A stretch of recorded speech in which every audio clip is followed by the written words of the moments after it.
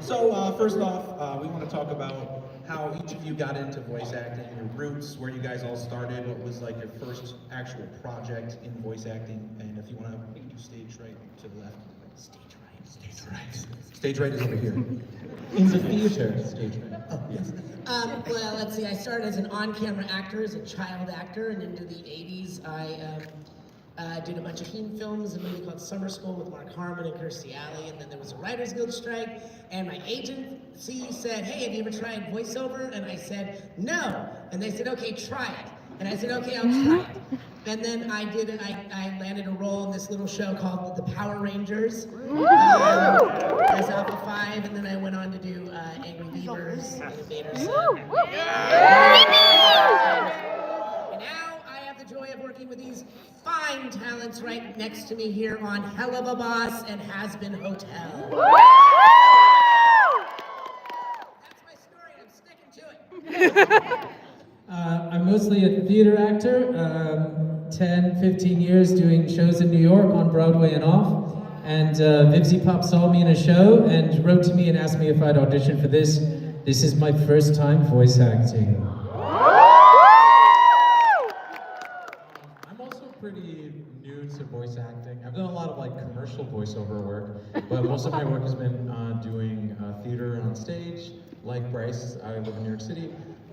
And then in 2020, the YouTube algorithm brought the Has Been Hotel pilot to me, and I was like obsessed with it. It was musical theater and religious trauma. So, sweet spot.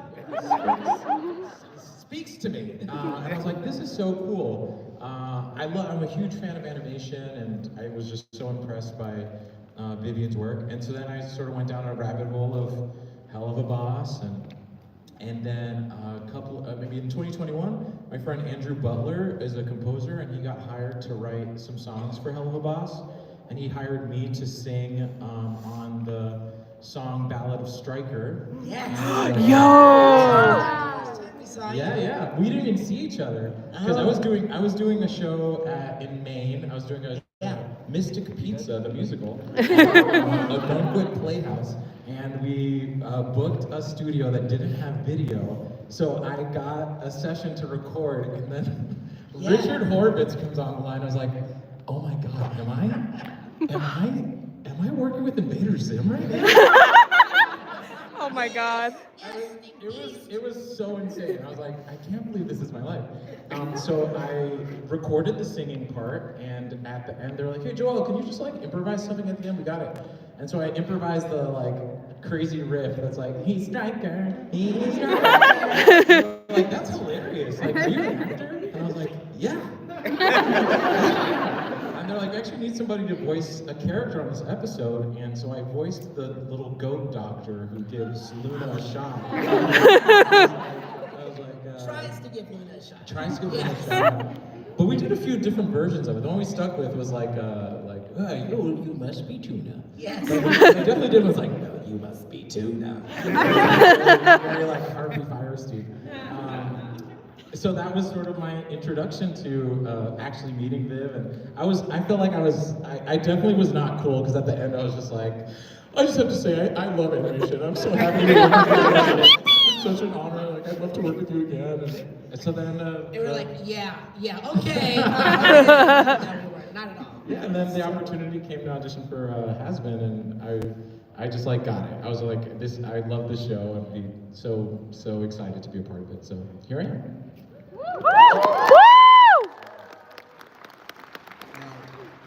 Do you guys have a favorite line that you've recorded? It can be from Helluva-Boss, anything that you've ever recorded. What is your favorite line that you've ever put out there? It's always a hard question to answer because we can't choose our favorites. You know, we get written such amazing stuff. At least I feel like I do. People ask me that at the table all the time, and I say it changes from mood to mood. But I think the one that felt like I knew it was going to be the most impactful, and therefore was able to bring everything I wanted to it, was, of course, that was the sound of a fucking divorce!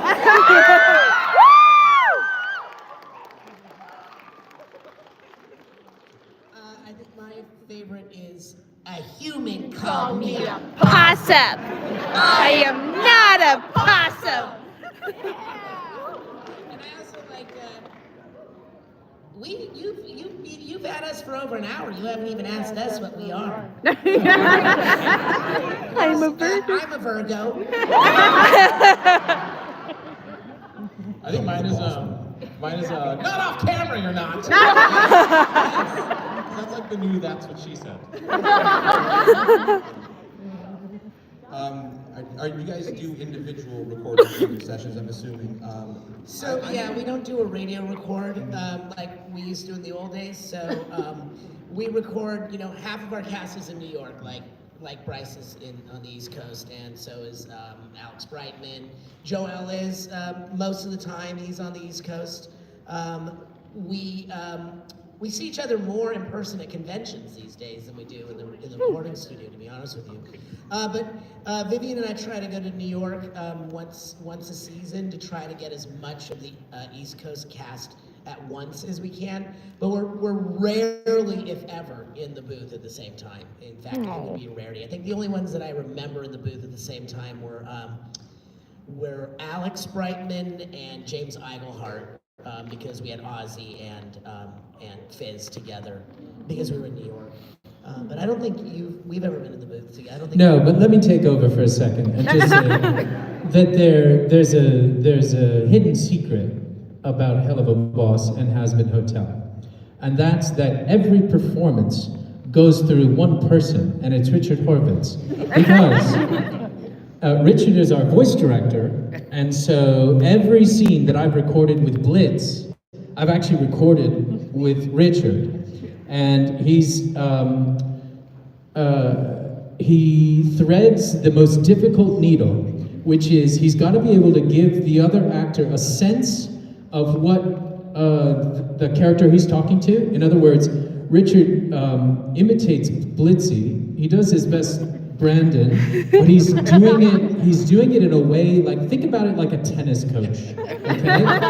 A tennis coach, their job is to send the most delicious looking ball over the net so that the tennis player can send it back and feel really good about what they're sending back. And Richard is the best tennis coach in the business. I know it's my first job, but I can say it. Because he's able to do that for all of us. He's the coach for all of us. So all of the scenes, if we didn't have Richard, it would be like acting against a wall. And instead, we're actually playing the scene. We have someone to play off of, which as performers is essential. You have to be able to listen and hear something to respond to. Otherwise, it's like acting with a green screen. Thank you, Big Al. And so Richard is the secret glue, and he's the secret sauce, and he's really truly in every scene. So he deserves high praise. Oh, thank you. Richard's impressions of all the other characters are incredible. Just My curious. favorite, as you know, is the pinches.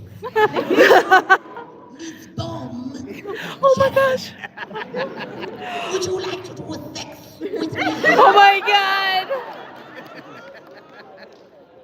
So is there any chance we can hear your Blitzo? Oh yes. My Blitzo's always like Paul Lynn. Keep your cloaca shut, you big owl. And my favorite is Oh Blitzy. Oh Blitzy. It also has to be said, like, as you can tell, we have a lot of fun. And like I get a lot of questions about, how do you do this? What advice do you have? And one of the things that Richard, sort of sprinkles down from on high to all of us is fun and joy and laughter. And we're like, if we're making each other laugh in the booth, if we're having to stop because we're laughing too much, that's the sweet special sauce right there. When you see actors doing outtakes, like on your favorite films or animations, that's because that we're all chasing that thing that's making each other and ourselves laugh. And if we're going over the edge, it's really good. That's why we love it, and that comes from him too. Oh, thank you. I think that thank you, Bryce. I think that the thing that's important is that Vivian and I try to create a very safe environment to play. So there's nothing we won't say, yeah, give that a try too. So we usually get it down as written, but then, Bryce, or Joelle might say, hey, I got an idea. What if I just try it? Let's try it. And oftentimes the things that they improvise are the things we end up using in the show. Brandon also. Brandon Rogers. Try to keep that guy from improvising. We're lucky if we get the script once. Jesus. The reason why I asked about the single recording is, what would it be like to have a Simpsons-style table read of Helluva-Boss? I fight for it every season. To try to get us in the room at the same time. For one reason, we would get it done a lot faster, because one episode can take us, as long as 4 to 5 months to get the whole thing done, because, if Joelle or Bryce, their schedule is they're in a show, or they're on tour, or any of our other, mostly our Broadway actors, because their schedules are really crazy. And then, like I said, half of us are in LA and half of us are in New York. So it would be really difficult to do that. I've recorded for Nickelodeon via Zoom, where we were all on Zoom at one time. But you might as well do it the way we're doing it now, because at least I'm in person with these guys when we get a chance to. Although I think I've only directed you via Zoom, right? Yeah. Only via Zoom. We've hung out. I just haven't done it. Yeah, I would say it's a dream for us to do that. We would love to do it, so fingers crossed. I'm working on it. Woo! So I'm going to assume that we have a lot of questions from the audience. Am I correct to assume that? Yeah! Well, I'm going to shut the hell up, and I'm going to let you guys line up to that microphone, and we're just going to knock out some awesome questions. Oh, yeah. I'm not sure why the stage is there. To be honest, we have never utilized that for anything. That'd be kind of funny. It's like the dance up tempo. It's like the exit. I don't know if I have a question or not. Go ahead, what's your question? You're not a witch, I promise. Oh, can we turn this microphone on? I do down have here? one. Hold on. Sure, we can also repeat your question until that happens. Until then, I was wondering, with your background in musical theater and, of course, Moxie's love of it, if you were to take your character to a Broadway show, what show would you take them to? Oh my God. There's so many people. There's a production of Sunset Boulevard just on Broadway right now with Nicole Scherzinger. And I think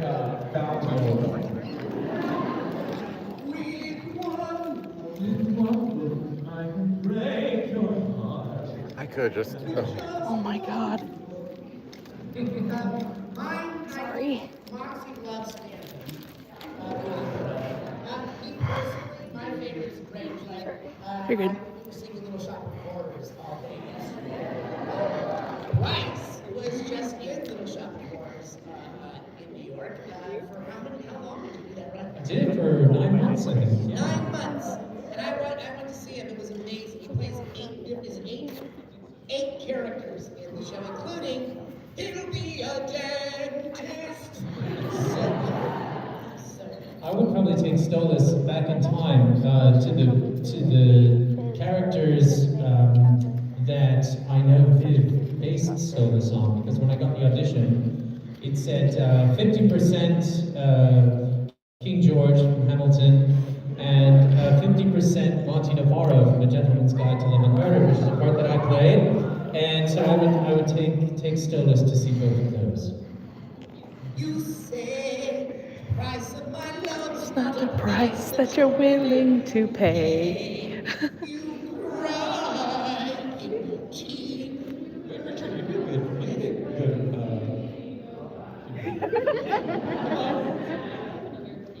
Yes, theater question.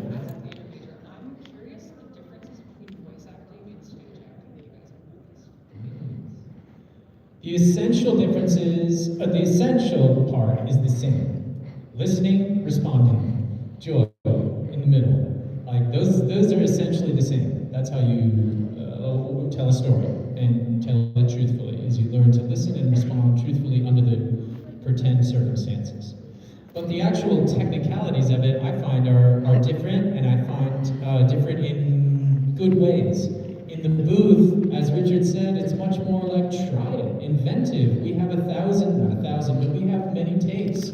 So you can just make as much of a mess as you want. And that spirit is in the theater, but it sort of starts in the beginning of your process in the rehearsal room. And then you kind of refine your way to something that's more dependable each night, that's performable on a sustainable basis. You know, I can do 1 take, 3 takes in the booth where I'm screaming at the top of my lungs.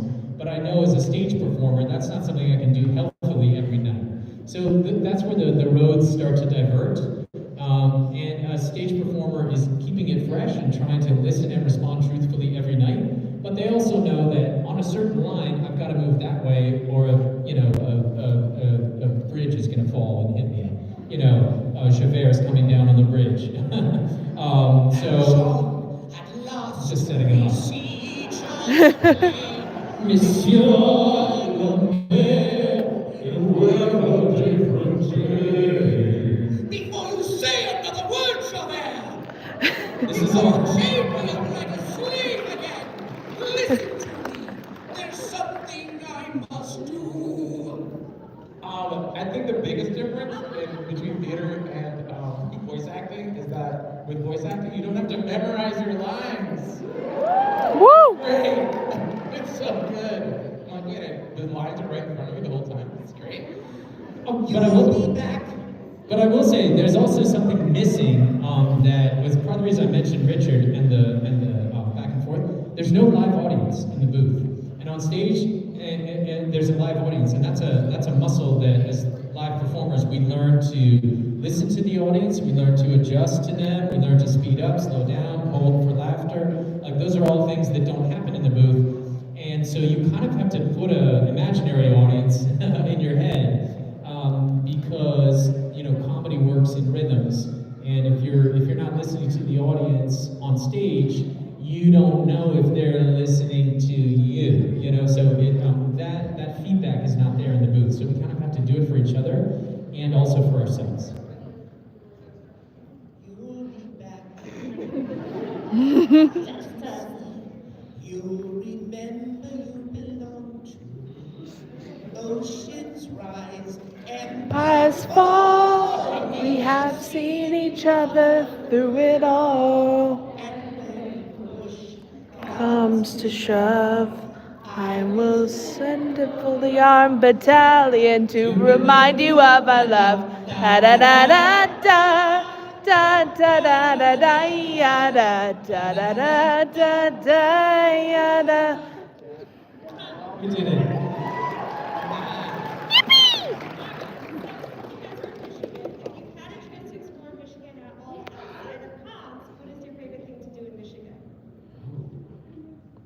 I just love driving in snow. Oh. I haven't had enough experience in Michigan to Nor I. What would you have us do? Yeah, what's a must see? Island is a must. Okay.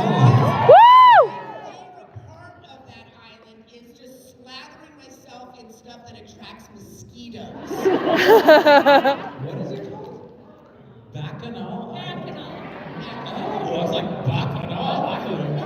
Let's go. I spent every other summer here in Grand Rapids. My aunt and uncle lived here on a lake.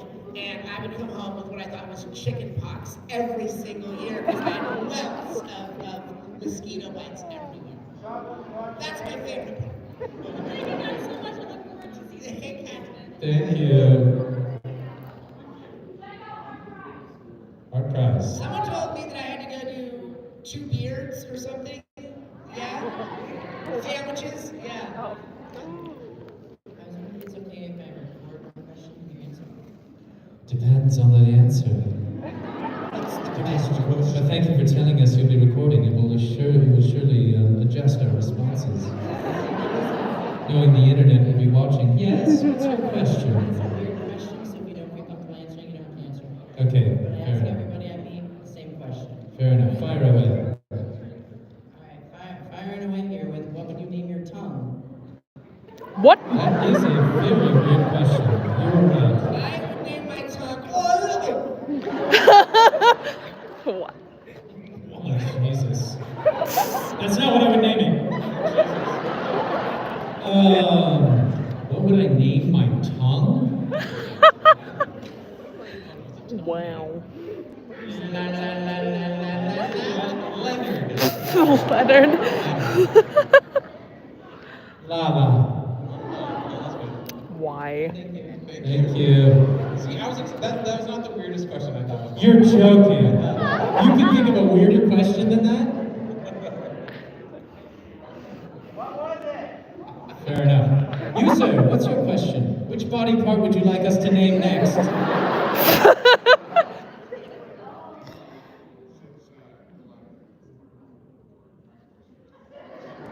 Look what we've started. We're in a surveillance state, man. Literally, just like everyone's watching. No more spoilers.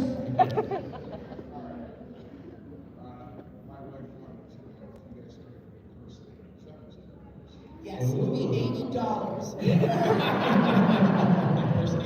No, I can't. There's not a single voice I can do, but I'll tell you which one I would love to do, and that's Fizz Raleigh. I'd love to be able to have a voice to do Fizz. Woo! Richard can probably do it because he can do anything, but no, I would never dare to impersonate. I would never dare to impersonate.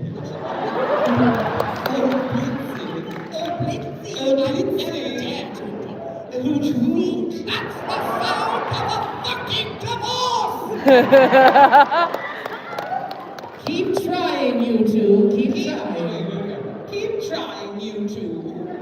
Keep trying. I'll work on that. And keep trying, you two. Oh my god. This is wild. I love it so much. Yes. I like cosplaying. So my parents are here, so I'm doing nothing too extreme happens. Start with improv classes, sketch comedy, acting classes first and foremost, because the most important work part of voice actor is the actor part. We don't even know the voice that we're going to do a lot of the time when we go in to do a session. Okay, well, what are you thinking of doing? I was thinking of doing this. Oh, Blitzy! They're like, no, we already have one of those. So I would focus on that first, and after you've taken those classes, then start taking workshops with people in the industry. Get in front of people who are casting people and agents and all those sort of things that they offer out there on the interwebs. Yes. I always say to people two things that I think apply to whatever you want to do. Richard's right. Voice acting is not about impersonating or making funny voices. It's about learning to listen and respond truthfully under 10 circumstances. And then you can put a voice on top of that. So, but even further back, 30,000 feet above that, I always say two things, and that's patience and persistence. If you can use those two things in equal measure in pursuit of anything you want to do, I think you're on the right track. Too much patience, no one's going to ask you to do it, no one's going to tell you to do it, no one's going to do it for you. So you got to get off the couch and do it yourself. Persistence, you're going to hear so many no's before you hear a yes. So you got to just push through those no's, and not in an aggressive way, just in a persistent way. Just in like, okay, thank you, I learned from that. Thank you, I learned from that. Thank you, I learned from that. Each one is a little gas in the tank to keep going. Or sunlight in your solar panel to keep going, if you will. Thank you. And maybe a windmill. And maybe a windmill. So wind to your windmill. All I'm saying is, if you just have gas, that's great. yeah, but every difficult experience, rather than seeing it as a reason not to keep going, see it as a notch in your belt towards that yes, towards that job. It's going to happen. You're going to be rejected in whatever you want to do. That's the first step to growth, is failure. So it's patience, persistence. That's my advice to people starting out in anything. Yeah, I think that, at least personally, voice acting is just one facet of my expression as an artist. It's not the only thing I do.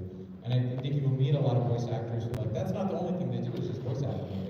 They direct stuff, they produce stuff, they act on stage, they act on camera. Like, it's just one of the many things that can be a part of your life as an actor. But I'm sort of like focusing on the actor part, like Richard said. And I also also think people think that voice acting is a way to be alone in a closet and nobody talks to you and you can like be creative but never have to interact with other people. When I'd say it's the exact opposite. It's all about relationships. It's about connection with people. It's not a way to like hide away and still be creative. I think it's still about like fostering relationships with people, creating opportunities. I never knew that my friend who was a composer who I'd worked with on other workshops and projects would then get hired to work on work on helluva-boss, who then would lead to that. Like, you just never know. So I think it's about fostering really good relationships with artists and other like-minded creative people, and you never know where those relationships will lead you. You're welcome. Hi, my question is there a favorite song you guys have from helluva-boss? The favorites always change, just like the lines. You know, I used to say, well, I still say, like, my favorite one is the next one to come out. You know, but it depends on the mood. My favorite one right now is na na na na na na, the motherfucker. That's my favorite right now, but. That was a different Stolas song. She got to rock that. Yeah, it's a little more emo Stolas, you know.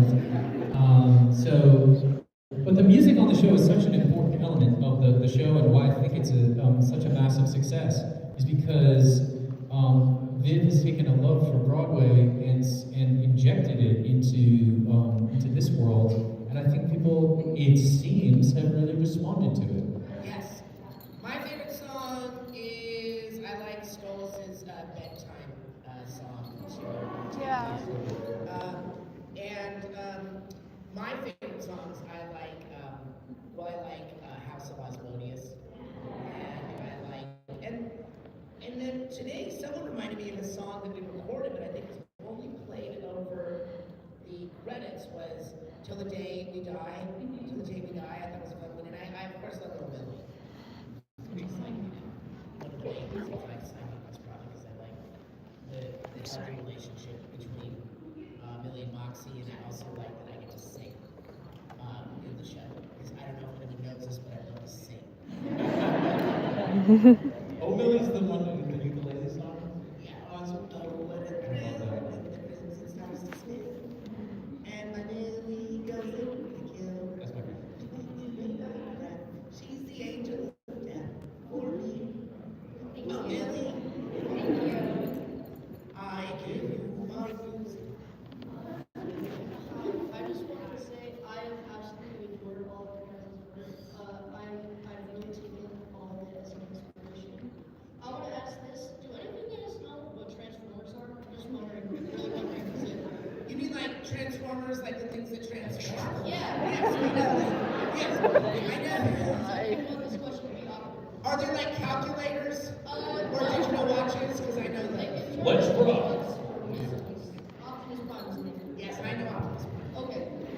If your character could be any Transformer, which one would it be and why? Honeybee. Honeybee, is that what the bee? Bumblebee. Bumblebee.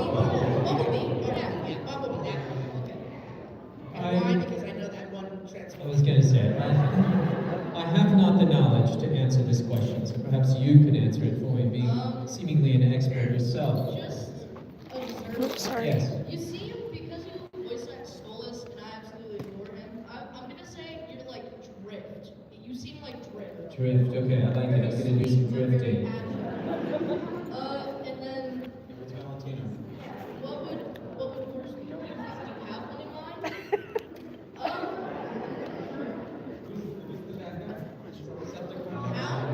Megatron. Oh, Megatron. But it's a Starscream.